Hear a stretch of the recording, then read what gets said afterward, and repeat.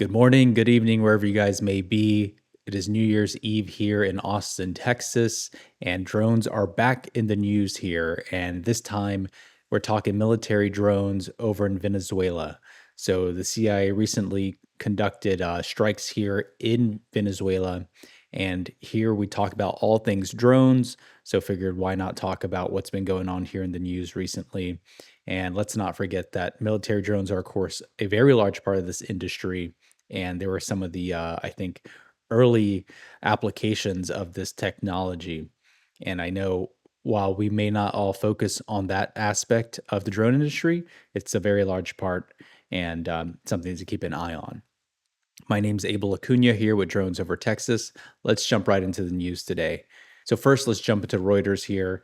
U.S. strikes drug boat loading facility in Venezuela, Trump says.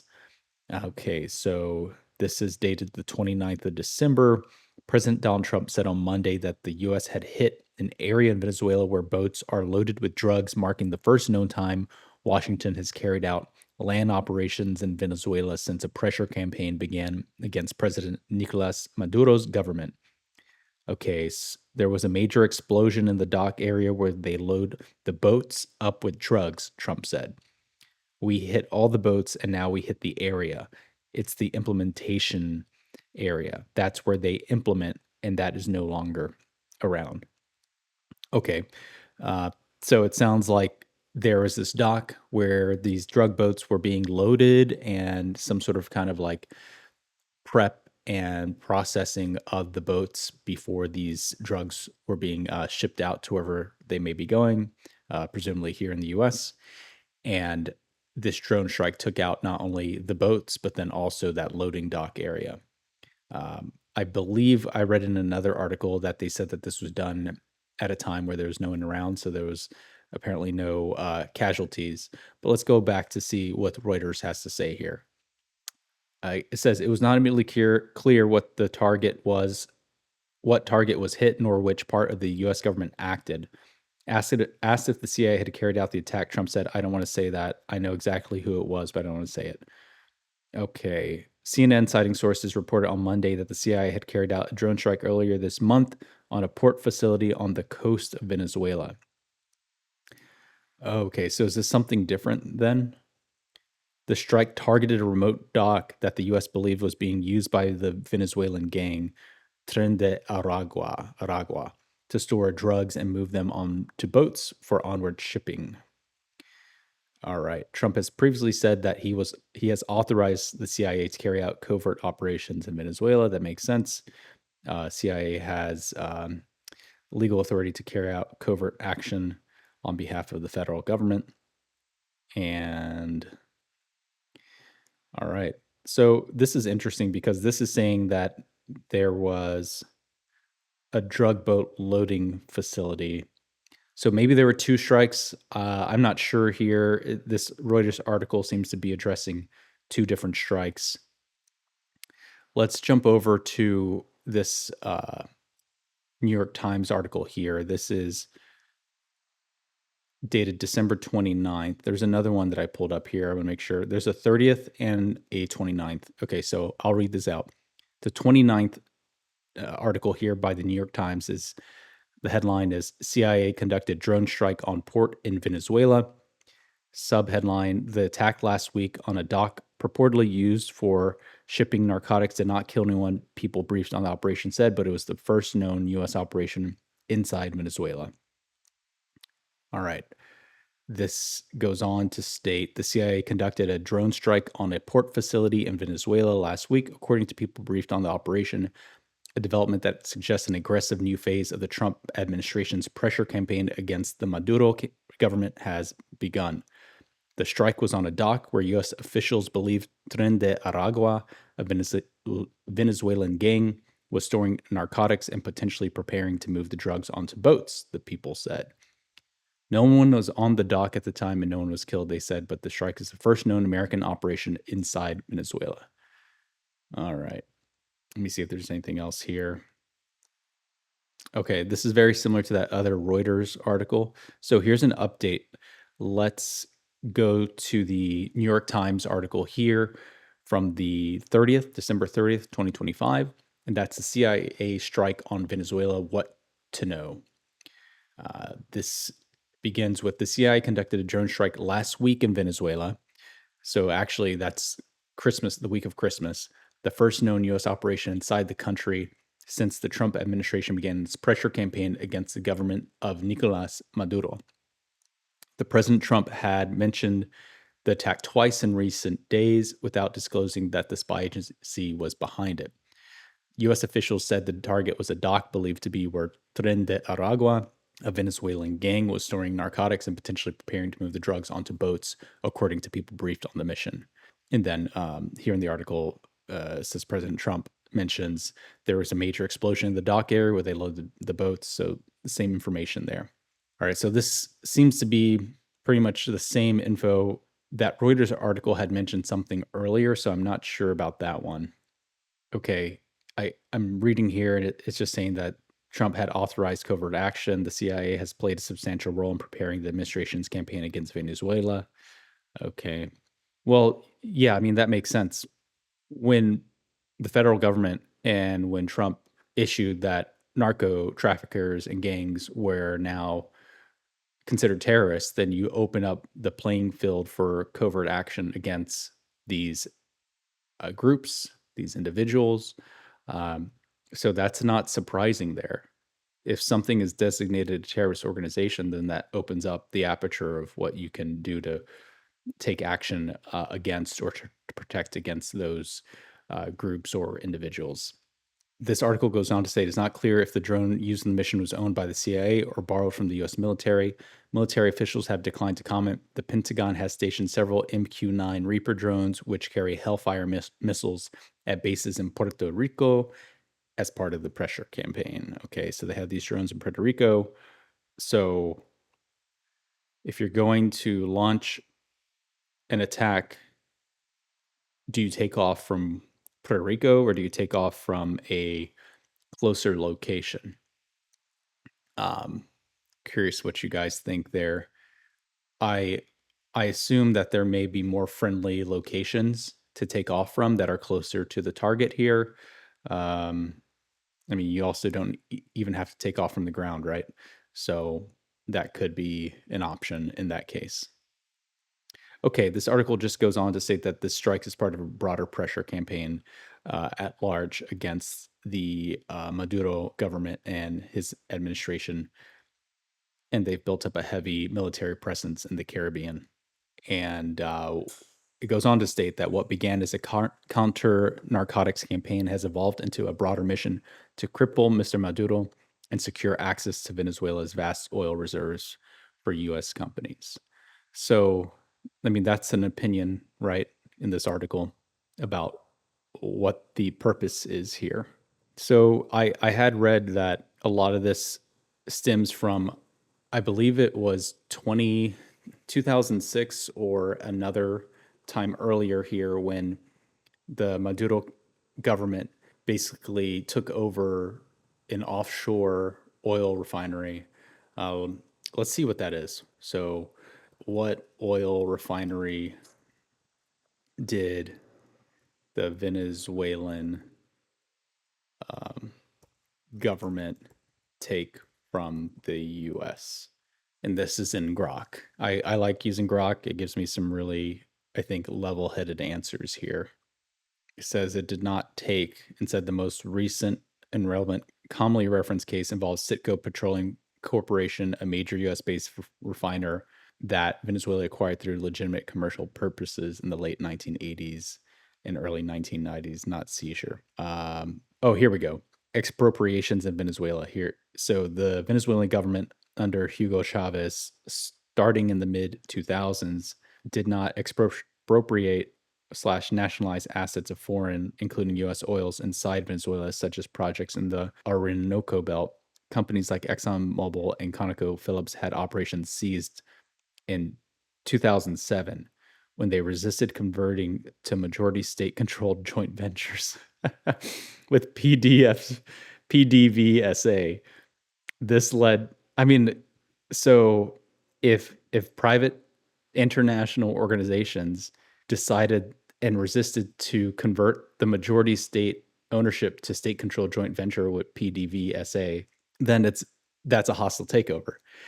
This led to the long-running international arbitration cases where Venezuela was often ordered to pay compensation, though payments were complicated by sanctions and defaults. Okay. So there's current developments with Citgo as late as 2025. Citgo has faced significant legal challenges unrelated to any Venezuelan takeover. Let's see, there's creditors pursued claims against Venezuela PDVSA. U.S. courts in Delaware ruled PDVSA Citgo liable, leading to a court-ordered auction sale of Citgo's parent company to satisfy nearly $20 billion in debts. All right. At the end here, we have a statement from Grok saying Venezuela views this as the U.S. effectively taking Citgo away from them amid broader tensions, including sanctions, tanker seizures, and rhetoric about reclaiming stolen oil assets. All right, so tell me more about this 2007, here we go, ExxonMobil, ConocoPhillips seizure. Let's see what that was about, because that sounded like a hostile takeover. Here we go. So the 2007 expropriations, often called nationalizations or seizures of assets belonging to ExxonMobil and ConocoPhillips, were a major part of the Venezuelan President Hugo Chavez's broader push to assert greater state control over the country's oil industry, particularly in the Arinco Belt, home to some of the world's largest reserves of extra heavy crude oil. I want to look up the Arinco Belt in just a second. This occurred amid Chavez's socialist reforms, which reversed the 1990s oil opening that had invited foreign investment with favorable terms. Okay. By 2007, the government demanded that foreign companies convert their strategic associations into mixed enterprises, where PDVSA, which is Venezuela's state-owned oil company, held a majority stake, at least 60%. So, yeah, I mean, it has to own at least 60% of your operation. And if you don't go along with that, then they just take it over. So here's the timeline. So in early 2000s, Venezuela gradually increased royalties from 1% to 16% or higher on the Orinco project. So it's essentially a tax, right? So they're building up their taxes in this area from 1% up to 16% or higher. And then in February to May of 2007, Chavez issued decrees requiring migration to a new mixed company structure. Most foreign firms, Chevron, Total, BP, Statoil, negotiated and accepted the terms to stay. Wow. Okay. And then in June 2007, ExxonMobil and ConocoPhillips refused the new terms, viewing them as unlawful expropriation without fair compensation, and then they pulled out. Then Venezuela seized their assets on June 27, 2007. Wow. Okay. They were seized. And it looks like there was continued arbitration where Exxon sought up to 10 to 16 billion and ConocoPhillips sought up to $30 billion. And then to end off here, as of December 31st, 2025, Venezuela has not fully paid these awards, only partial settlements. The unpaid billions remain a flashpoint in U.S. Venezuela tensions, frequently citing in political rhetoric about stolen U.S. oil assets, though international law recognizes Venezuela's sovereign rights to nationalize, provided fair compensation is paid, which tribunals ruled was not. All right, so what do you guys think about that? You have billions of value that was invested into that area. And then through changes of administrations in Venezuela, taxes went up on those projects. International organizations were basically forced into giving majority ownership to Venezuela.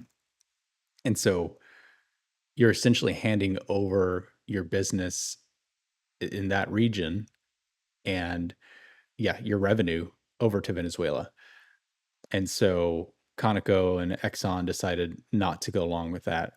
And they were never fairly compensated for that takeover and, of course, for all the further revenues from those projects. What we're seeing today with these drone strikes and the strikes on the not only the boats, but then this dock, right? Everyone's calling it a land attack, right? U.S. What is it? U.S. first time having a land incursions or anything like that. I don't see anything here that says this was by land. I don't see anything about people being on the ground. I don't see anything about our forces being on the ground.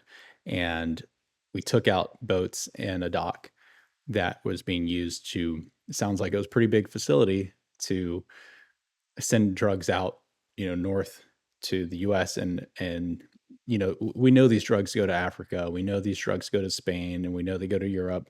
And if this is a hotspot for all of that illicit activity, then yeah, I mean, it was taken out. What do you guys think? Do you think that by targeting narco traffickers and this whole narco industry, do you think that's an appropriate way to basically try to, I guess, coerce the regime here in Venezuela? But is it appropriate to respond for those the incidents that happened in the past regarding the oil industry over here in this Orinoco belt, which I'm looking at this Orinoco belt, and this Orinoco belt, it's partially in the water over there by north of Guyana and by Trinidad, and then it's also goes west over into Venezuela, deep into the countryside there. So it's kind of like this horizontal strip of land or geography that runs west to east on that latitude there of just like the northern coast of Venezuela. So that's interesting. All right, guys, let's jump back to some other articles here to see what other folks have to say. Let's see what CNN has to say. CNN, exclusive CIA carried out drone strike on port facility on Venezuelan coast. The CIA carried out a drone strike earlier this month on a port facility on the coast of Venezuela. Sources familiar with the matter told CNN, marking the first known U.S. attack on a target inside that country. Yeah, marking the first known U.S. attack on a target. So, yeah, was this a natural escalation? You're targeting boats. You follow those boats. You see where they're coming from. You already knew where they were coming from, and then you go ahead and take out that facility, right? It's like, why take off one-off boats when you can take out that whole staging area and presumably where a lot of these drugs are held as well. Yeah, curious. Like, is this an actual upgrade and escalation because you destroyed this dock facility? I guess in terms of like sovereign land, and you're no longer in international waters, then legally, maybe. Um, do you guys think that attacking the narco industry is an appropriate reaction to some of this oil industry things? Do you think that we should even be caring about these narco traffickers? What are they bringing in? They're probably bringing in what, cocaine, and are they producing fent in Venezuela as well? We know that fent is mostly produced over in Mexico with those precursors from China, right? Um, so is this also a big fent hub? Do we care about cocaine? Do we care about limiting that? Uh, I assume this isn't marijuana. Like, that seems to be something that the US has just accepted that we're going to have in our culture, but also produce here domestically, right?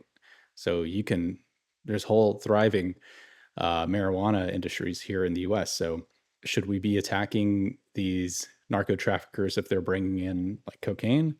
Um, let's see. What does Grok say? Which drugs does Venezuela produce the most of? It says Venezuela does not produce significant quantities of any major illicit drugs on a global scale. And this is according to the United Nations Office on Drugs and Crime, the US DEA, and then other international sources as of late 2025. Cocaine. Venezuela is not a major producer of cocaine. The vast majority of global cocaine, over 99%, comes from Colombia. And this UNODC data shows coca cultivation in Venezuela as minimal or negligible. Wow. So, according to the sources here, the vast majority of cocaine comes from Colombia, Peru, and Bolivia.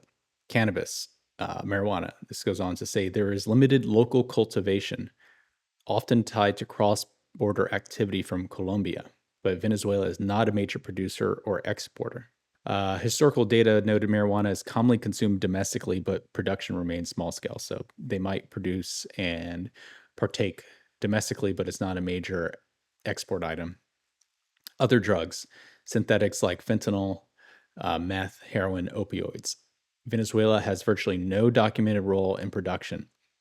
Fentanyl and meth precursors and manufacturing are overwhelmingly linked to Mexico with chemicals from Asia, per DEA and UNODC assessments. No significant labs or cultivation for these exist in Venezuela. This cites 62 sources in where Grok got this information. Why the confusion? U.S. government designations, uh, e.g., the presidential determination for fiscal year 2026, lists Venezuela as a major drug transit country due to its porous borders with Colombia, corruption, and use as a corridor for cocaine shipments to the Caribbean, Europe, and to a lesser extent the U.S. Political rhetoric, including claims about the Cartel de los Soles, alleged military link network, often frames this transit role as production or threat, but independent data emphasizes transit over production. So this cartel is more about transiting the drugs versus producing it. In short, the drugs most associated with Venezuela are Colombian or origin cocaine in transit, not homegrown products. For visuals on global coca cultivation, here's a selection of illustrated images. All right, interesting. So there we go. I didn't really know just how much Venezuela made or produced uh, drugs that went on to the US. It seems like it's a minimal amount in the grand scheme of things. Yeah, does this change anything? Um, do we think that the current administration was looking for a reason to go after and escalate the pressure campaign against Maduro? Was this low hanging fruit? Was this a stretch? Um, Curious what you guys think there. Personally, I mean, I think if you want something done, you're going to find a way to justify it. And yeah, I mean, there's maybe more strategic reasons behind this that I don't know of, and it doesn't sound like the narco trafficker angle is much of a threat. So is there something else going on that we just don't know? Is this really about the oil industry? Is it really about those lost assets? Is about the US having access to that crude oil? Is this more like long-term strategic thinking 10 years out, 15, 20 years out? Um, is there something hidden behind the scenes that we're not aware of, whether it's with China or Russia? I don't know.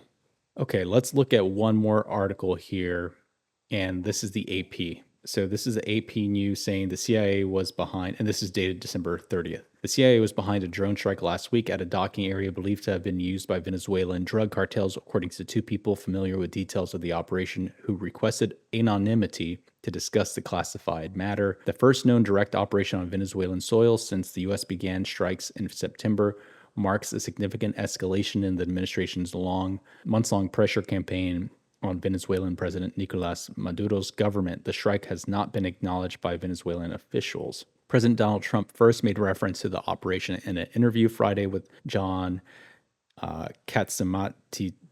I don't know how to say this guy's last name. On WABC radio in New York, saying the U.S. had knocked out some type of big facility where ships come from. In an exchange with reporters Monday, he hosted Israeli Prime Minister Benjamin Netanyahu at his Mar-a-Lago resort. Trump added that the operation targeted a dock area where they load the boats up with drugs, but the president declined to comment when asked whether the attack was conducted by the military or the CIA. Okay, the CIA and White House officials also declined to offer further comment on the matter. Colonel Ali Weiskopf, a spokesperson for Special Operations Command, which oversees U.S. operations in the Caribbean, said in a statement that special operations did not support this operation to include intel support. Interesting. So special operations did not support this operation to include intel support. If you have the CIA striking another country, I guess you don't need special operations intel for that, but presumably there's enough intel, and maybe this wasn't a target that needed additional support to determine, um, I guess, the operation. Maybe they also wanted to keep it pretty siloed as well.